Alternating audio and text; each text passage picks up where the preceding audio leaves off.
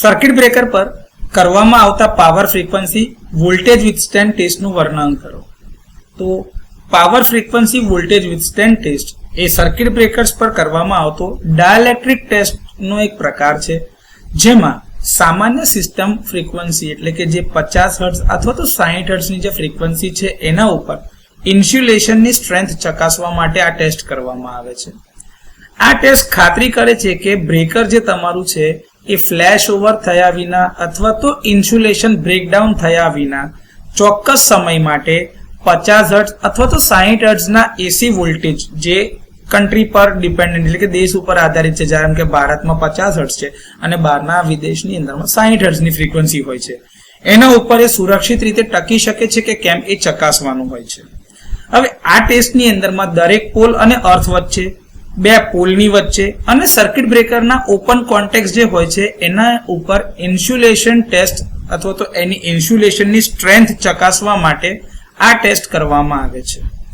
ઉપરાંત ખાતરી કરવા માટે કે ઇન્સ્યુલેશન સામાન્ય કામગીરી દરમિયાન થતા કામચલાઉ ઓવર વોલ્ટેજ જે ટેમ્પરરી હોય, જે સર્જ આવતા હોય તેનો સામનો કરી શકે છે અને ઇન્સ્યુલેટિંગ મટીરિયલમાં ભેજ, તિરાડ અથવા તો ડિગ્રેડેશન જેવી કોઈ નબળાઈઓ આવે તો એ શોધી કાઢવા માટે આ ટેસ્ટ કરવામાં આવે છે. આમાં બ્રેકરને તેની ઓપન સ્થિતિમાં રાખવામાં આવે છે અને હાઈ વોલ્ટેજ ટેસ્ટ સેટનો ઉપયોગ કરીને પાવર ફ્રીક્વન્સી 50 અથવા તો 60 હર્ટ્ઝ ઉપર સાઇનોસોઇડલ એસી વોલ્ટેજ આપવામાં આવે છે.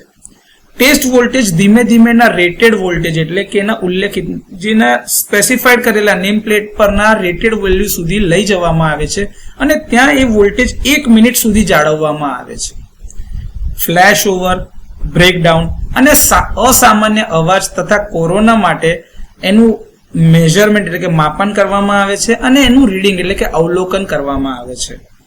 આ test phase to earth, phase to phase અને સર્કિટ બ્રેકરના ઓપન કોન્ટેક્ટ પર પુનરાવર્તિત એટલે કે વારંવાર કરવામાં આવે છે.